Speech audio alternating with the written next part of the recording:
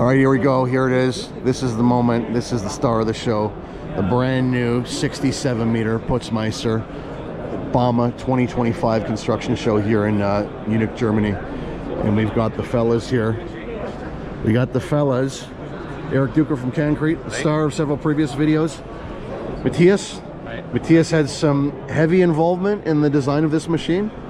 So we're gonna get deep. All kinds of questions. We're gonna get into the nitty-gritty of it. So this is the replacement for the 63-meter, correct? Exactly. Here's the big question. What's different besides a lot? Okay, let's say from the very far point of view, the most important thing is flexibility on this machine. This is the let's say the absolute unique selling point. You have much more flexibility on the boom. I will go into the details later. And the pedestal itself. This is a world's first machine that you have never ever seen on the other competitors. We have TRDV style pedestal, means front, telescopic and swing out legs, and in the rear the slewing legs as usual.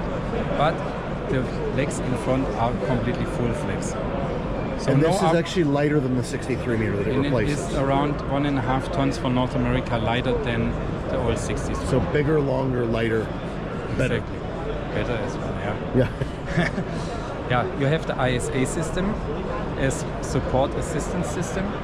Means you can go right to the edge of the stability border. Yeah? Yep. So the machine is designed to bear all the big loads that come from this setup possibilities.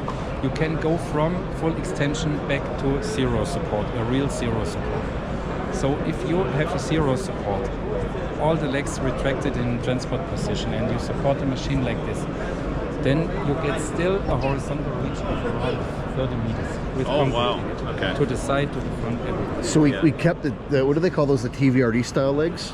Is that what they? TRDV. TRDV. Yeah. TRDV means TRDV. trapeze diagonal variable. So those are the outrigger legs that everybody has come to know and love for over a decade now, from the previous 63. Exactly. It looks like there's some modifications to accommodate the full flex. There's some extra steel in there. Yeah, reinforcements that you can support the legs in every position. And that's how we get the partial extension, I'm assuming? Exactly. So you see the best possible, or the best example how you can set up the machine. It's not fully swing out, it's not fully extracted. On the other side you see it completely retracted in the zero position. So this is what you can do with this machine. You can go very close to the driver's cabin with your front legs and extend it completely to the front. You can... So in the zero position, can we put this boom 4 sections up and then reach over? Exactly. With like in 2.5 meters wide or 3 meters wide outrigger spread. Yeah. Wow. So we get the benefit of the TRDV. It's gonna be a quiz at the end of this. TRDV, swing out. I call them reverse slewing. So we get the benefit of the reverse slewing front outriggers and the full flex. Exactly. So this thing's got the best of both worlds in terms of flexible support. That's the sensor up top for the swing on the front. Ah, right, okay. Is there a sensor on top of the back, or where is it? Here in the slewing leg, it's inside here, protected. This doesn't work here because in the protected position. So there's a sensor inside here. You can see the wires going to, actually those are grease lines, sorry, but it is inside there for the rear leg. And the one for the front is up top. Sensor inside here then too, right? Sensor inside to measure the measures the scope in and out. Okay. Because normally we just measure scope in and out when the outriggers don't swing, like on your 56. Right. But we have to measure swing and scope. Oh, right. You've got the two axes. Is that the correct term? I don't know. So I'm talking to a couple engineers here. I don't want to sound stupid. 2 engineers and a pump operator. The full range. You can later go to the simulation there. There it's described very well on the screen where you can put your outriggers. What I think what is a big advantage here on this machine is in terms of serviceability as well, yeah. Because you mentioned it earlier, hose reel on the old 63. It's mounted in the pedestal. It has some pinions to go into the leg. Yes. Now the hose reel sits directly on the swing out leg. So you have directly from the hose reel the hoses to the support cylinder. Oh, for the hydraulic lines for reeling them back in. Is there any way to access that, or is that all probably locked now. up? Maybe we can find someone with a key later. Okay. Another thing I noticed too, the old 63, there was no way it would get unfolded in here. No, So you have a lower unfolding height. It's much lower, 16 meters, around 16 meters now. It's not an over-center boom anymore. The old one was 24 meters. It wasn't the old one something like 13 minutes to unfold. It was painfully just because of the configuration. Yeah, the two tip sections, you couldn't leave them folded up while unfolding the first Right. section roll. You had to feed them through. It looked like So a you had- butterfly knife kind of you had thing to almost. lift up D, open up, and then lower, and you had to swing your tip sections And this through. gets rid of all that. Yeah, this unfolds like a normal. Do we have a receiver. picture of it when it's folded up? Is there a photo anywhere? Somebody was running around with a little photo of it. I'll grab a photo and then I'll insert it in the. I gotta give credit to JT. It puts my insert picture in picture in the videos. So I'm gonna do that with this just to show off my new skill. I'm pretty excited about it. Yeah, in the folded condition you will see that the E-hinge, the hinge for the last section, does not exceed the driver cabin anymore. Oh, it doesn't overhang the cab anymore. No. So you Okay. can unfold it like any other RC boom in the world. So when they build the boom Nice. to get the boom longer and lighter, what's the process? I'm sure there's a lot of highly technical stuff, some of which we can maybe talk about and some we can't. Increased weight of the cross sections increases the second moment of inertia, which increases the bending resistance. So you can make the cross section lighter if you make it a little bit So higher. make the boom sections taller. Yeah, taller. And then you just need to figure out how to stow them with a taller section. Old 63 had the C-hinge on top of the pedestal. Now we made the pedestal more than 1 meter shorter in order to give space for a C-hinge that, let's say, dips into the pedestal area. Oh, okay. So that gave the space for higher cross sections, gave the space for a lighter boom, despite you have only design features that make normally the boom heavier. 200 kgs on the boom tip instead of 130 kgs on the boom tip.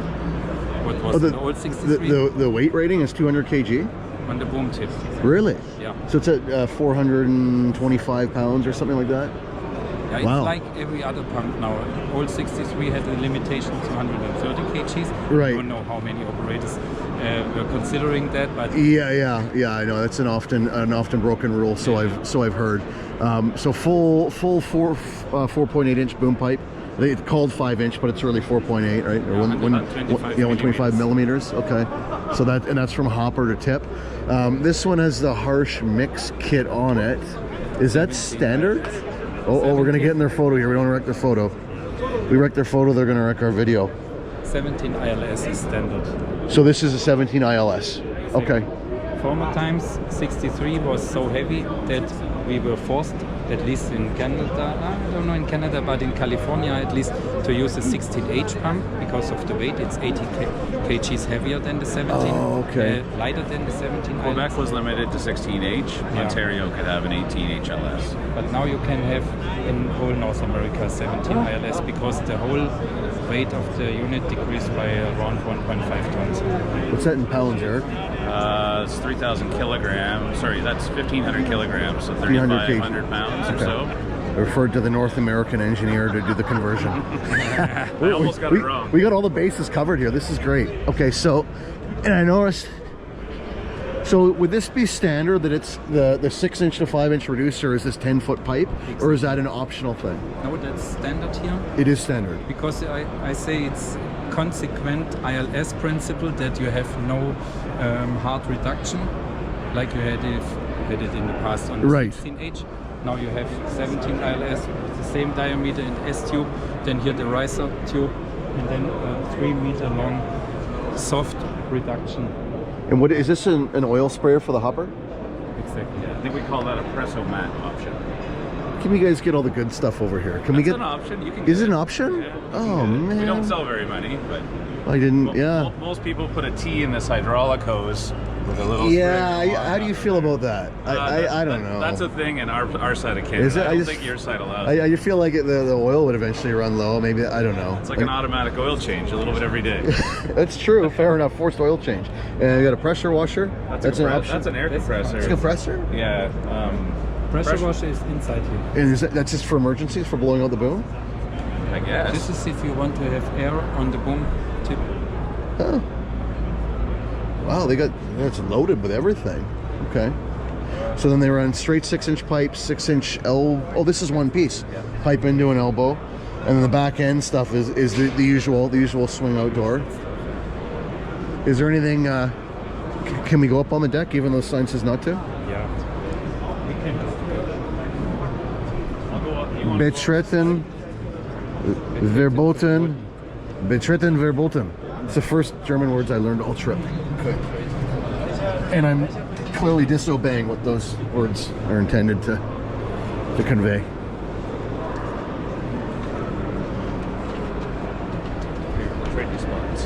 So how would this look different from a regular 63? We don't have one. I haven't really been around them. 63 has the water in the slewing leg. Oh, okay. But it's heavier than having it here on the plastic tank. In North American market's going to have the plastic tank too? It would, okay. Standard now on the whole world. And is much of this subframe assembly changed at all, or whatever you would call? What's the technical term for is this called pedestal? This area. Do we still consider that? That is subframe subframe. I was right. Longitudinal tube here. Okay. Then this one here is the strut. Strut. The Okay. pedestal itself is here in front. Okay. Yeah. And the pipe is actually really accessible. Exactly. The pipeline. Actually, everything is quite accessible.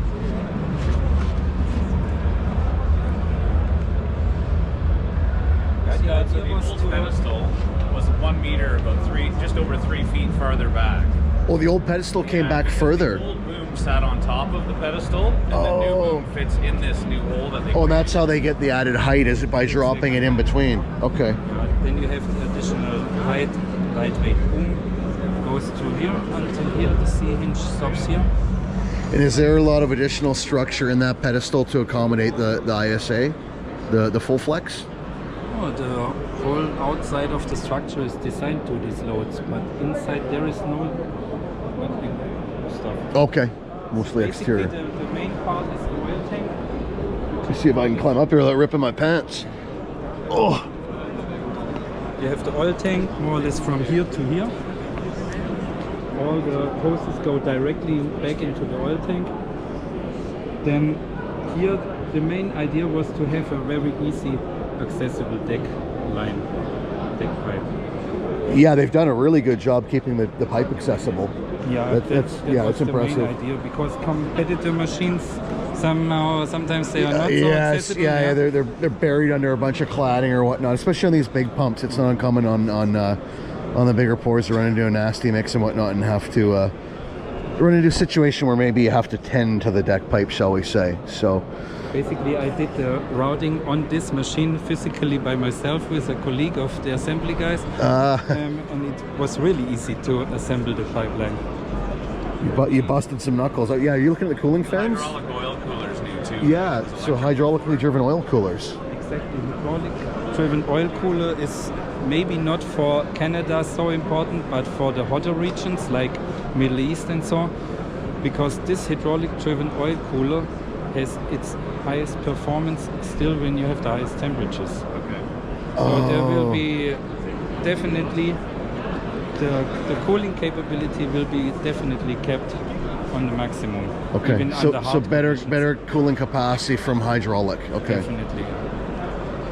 Now, the European trucks don't use a distribution gearbox, right? It comes off the back of the engine. Exactly. So Scott, you see here is the main truck drive shaft down there.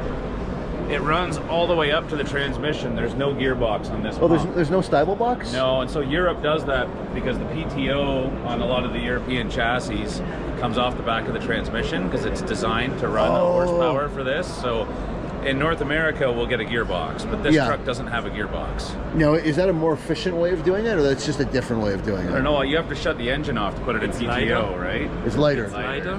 Okay. You have it already, but for example, Mercedes is one of the few truck manufacturers who really have a strong PTO. Oh, okay. Many have the PTO, but let's say the weaker trucks, it's not so good idea to take it from the PTO. So in the European market, do they derate engine horsepower when switched into PTO? The same as North American market? Or is it straight? Because North America, they would derate, correct? So the engine itself doesn't derate. The pump is what controls how much horsepower you use. Oh, okay. So the pump computer, you can set how much horsepower you're capable of drawing from the engine. Oh, I see. So you can program the horsepower of the pump up to whatever the truck's capable of. Okay, okay, I see. So And the danger of running that number too high is? broken boom brackets usually. Oh, yeah. And then other things like temperature and whatever else. So there's no easy way to get back from that side. I'm trying to do a pivot here. I was going to look at the horse head, as we call it. Well, this looks pretty. Oh, this is really easy to get at up here. Maybe that's a cool feature here as well. Very accessible. Because as you see, in comparison to the old 63, the front slewing cylinders are in the turret. So we put them to the front, outside of the turret. We have now much more space for the complete hose inside the turret, and that adds to the full flexibility as well, because you have now the possibility to slew in one direction 365 degrees and in the counter direction as well. So you have in total 720. Oh, so you get extended rotation with this as well. Yes, yes. It doesn't matter which way you unfold from every day, as long as you fold up in the middle. You know somebody's going to wrap it twice and just leave it that way, right? I don't think it'll let you. It'll stop you. So it knows which way it is, and it'll let you go. If you fold up all the way, folded one way, you can do 2 full turns the other way when you unfold it. But it won't let you go any farther. Okay, but if you do the 2 full turns, you could still screw the next guy over when he's got to. Yeah, he can only go one way. Yeah, then. it'd be nice if it actually made you go all the way back around. Yeah, you can see it on your remote. It'll tell you though if you're at 0, minus 360 or plus. Yeah, 360. or 56 has that too. It's a handy feature. Yeah, this is cavernous in here. You can spend the weekend. Crappy turret changes are a thing of the past. Or turret gasket. Yeah. So I think we increased the accessibility a lot in comparison to the old 63, because this slewing head is very open and the old one is very closed. Boom cylinders are more or less standard. And you're saying no more carbon fiber? No more carbon fiber reinforced cylinders. So easy exchange if you have any damage. Less costly, less costly if need be. What's the offset on this? The horse head, is it more offset than normal? It is 2 meters. 2 meters. Okay. So 67. So you're going to lose 6 meters of horizontal. Yes. Okay. So you end up with 61. Around 61. Okay, around 61. Okay. Okay. Because it has a little bit more offset to it. Does that increased offset tie in with the full flex system or benefit the full flex system more? Like I noticed that our new 56 meter, to my eye, has a little bit more offset than the old one did. No, or is that just packaging? Same. It is the same. Okay. Same offset on the 56. It is. Okay. It's just the new pipeline routing maybe that it was deceiving me. Okay. So that amount of offset has nothing to do with increasing the full flex working range or anything. Okay. Exactly. Yeah, I think the boom cylinders are a good service advantage as well, because you just have the cylinders from our kit concept. So if you have a 56, for example, the diameters of this A cylinder are the same like on the 56. Oh, it is? 67. So you have the same piston, the same guide, the same sealing kit. Parts interchangeability. Exactly. More modular. On the old 63, these were very special cylinders. It's an amazing machine. I think that this is going to take the North American market by storm. From what it sounds like, 2027-ish. So this one here is the very first one. Exactly. At BAUMA. They're looking at the very first one right here. So there might be small minor changes by the time it comes to market, or is this pretty much... Only if our life endurance tests, fatigue tests show any issue. Right. Okay. To perform them now, but I think we get good response. Yeah, so you guys run these things through rigorous fatigue tests before putting to market. If you go tomorrow to Eichtal. Yes, there'll be another video, factory video tomorrow that'll probably air after this one. So we'll get into all that. Excellent. Maybe we can go down and see how it is here with the control system. Yes, let's have a look. Yeah. Difference to the old one as well. Eric, when can we buy one in North America? World of Concrete 2027? World of Concrete 2027. Is this a sobriety test? This is a sobriety test. Don't fall. If anyone from the security guys see, Yeah. say, come down, come down. It's safe as long as you have your hands in. What's that filter there for, Matthias? The silver one. It's an inline filter of some This sort? is an additional fine particulate? And does it have fine particle filter. And how does it circulate through there? Where does it come from? It comes from the pump, goes through the fine filter and then into the oil tank. Okay. Nice. Is that an optional thing, or that's just depends on the market? Definitely, normally it's an optional thing, but I'm pretty sure that on this machine, at least in Europe, it's standard. Yeah. Okay. Because The, here all the options are more or less standard. We have a slightly bigger one of those available in North America. I think they said in Germany, if you want the full 3-year warranty, you have to order the option. In North America, it's just an option, but they call it a partial flow dehydrator filter. Okay. And This is a we new do put them on trucks, but they're about 4 times that Is it size. more recommended in certain climates versus others, or? I think it's good in cold climates. It takes water out. Yeah, so anything that's going to freeze or be subject Okay. to real low temperatures, it gets rid of all those water droplets that cause ice crystals. Speaking of water, what am I looking at? Oh, that's just to blow the line out. Is that just the air line for purging the system? Yep, that probably comes from that air compressor that's down there. Ah. Okay, and this is just a standard quarter turn water on, water off. Yeah. It looked really elaborate, but it's okay. Basic stuff. Yeah, we could probably take that out and hook this right onto there, and then you don't have that blowout option. Right. So that's another cold climate thing then. Yeah.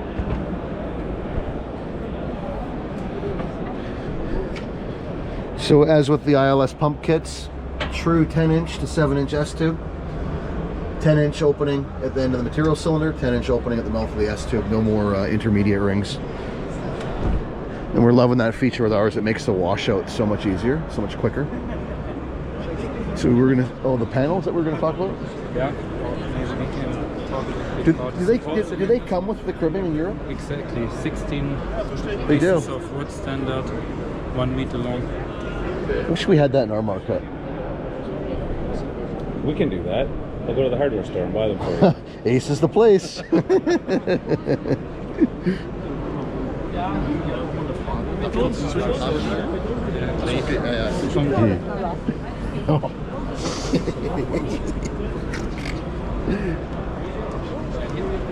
Zero support set up here in front. Ah, okay. So this is Driving condition. this is what we call zero support with this machine, this configuration. You said 30 meters of horizontal reach with the outriggers all the way in, Over the front end? over the side. Side as well. What? Yeah. Are you serious? Is that just because the machine itself has so much counterweight? Exactly. Oh Then when you man. have arm 1 and 2 vertical, that's up to the stability weight as well. Okay. And I thought that my little video drove Facebook wild. I can only imagine that. Yeah. Oh, so this is what some fellas have sent me a video for our 56. So that's an option on all outriggers with a hole in them. Yeah, so we need to get this. But So that- here it's not an option because here the control box is behind. Okay. okay, so I wish The control box is behind, we cannot open it at the moment because I have a video. Maybe I'll try and insert. Now I'm getting into editing. Here we go. Now I'm editing, but I'll insert a video of you clamp storage. It's amazing. Okay. As I said before, we have a tremendously increased amount of stroke in the support cylinders. Around 30%. That was a big one. So 30% more stroke Exactly. on the support cylinder front and rear. Exactly. And It's 1 meter 10 stroke. And the concept you're saying was full flex, so full flexibility of outrigger setup. So additional stroke for full Uneven flexibility ground. on uneven ground or whatever it may be. Okay. Yeah, and therefore, if you imagine the control box is inside here and you give now additional, let's say 900 millimeters Yes. stroke, then it would be somewhere here high in the air. And that was the reason why we took out the control panel here in a much more ergonomic position. Oh, why you moved it lower? Exactly. Okay. And it's now close to here.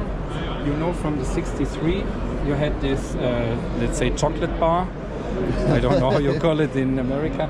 And the hydraulic valves, mechanical valves itself were inside the box. Now we put them out because let's say around 50% of the customers, they want more operate the machine with the levers. So you can now switch you've got during both? operation. You got both right here? Exactly. You can switch during operation between these two types of operation. So with something like that, it would seem that my request of simultaneous water and agitator operation should be simple and easily done. You still didn't get that. I still haven't got that. No, you didn't get No. that. I got these darn toggle switches. The existing 63 has this keypad outside, Yes. and these valves are just inside the Yes. cabinet. These are black and white. So Yes. when you try and move your back outrigger in nice and gently, It's it's full you speed. can't do it from here. So that's why these are really nice if you're just trying to not smash your outriggers into the rest. No, I was just saying that the work that went into that, I mean, I would think that my water agitator would be easy. It probably Who do I could talk be to? if we really Is wanted there to. somebody upstairs there that I can talk to? Take this issue He to? might be standing right beside you. That's a conversation for after a couple of cocktails. We'll sign an agreement on a napkin. So this screen here will display all the same ISA information that we have on our, similar to our 56 meter. We'll all be right But here. in a much more And it's the same, it's the ergonomic Ergo 3 remote control system. Exactly. Okay. There is nothing different, just that the display was taken out of the control box. Okay. And then everybody's going to ask about the truck. What is the truck here? Truck is Mercedes-Benz. Mercedes-Benz? 630 horsepower. 630 horsepower? Biggest motor you can order from Mercedes. Wow. So is that like a 13 liter then? I think it's 14 liters or 16. Wow, and it's probably, I'm sure they locked it. Oh yeah. I'll climb up and poke my camera in.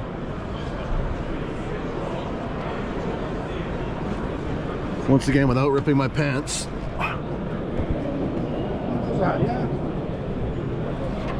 So Eric, how come we can't get these in Canada? What is it? Is it emissions? Is it? No, it's not emissions. I think it's just approvals, and I don't know. Maybe we decided we want a bunch of conventional cab highway tractors. There are no conventionals in Europe, right? They're all cab over. Even the highway tractors, the pull van trailers. Really, none whatsoever. No. So it'd be nice if we could, but something with European road regulations, North American road regulations. Right. Okay. Manufacturers don't want to do it. I don't know. They're nice trucks. It's beautiful. I mean, it's really. Is it higher than a Mac? It is higher than a Mac Yeah, for you sure. sit a lot higher than a Mac. But it's very, very inviting looking inside the cab there. So Cabin now has cold package inside. dual greasers. One will be for the hopper. One's for the boom. Right. One's for hopper. One's for boom. For the greasers. For the hopper, one's for the boom, and the slewing.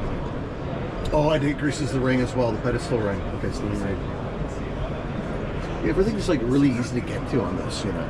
Yeah, here you see the slewing cylinders outside of the turret for easy assembly and Oh, later easy replacement. Oh, so on the old turret, those were inside, and just the extension cylinder Exactly. came through. Okay, so they've. It gives more space for the hose package inside as well. So this is really, I mean, aside from the outrigger style, this is completely different from a 63. Exactly. Like very, very different.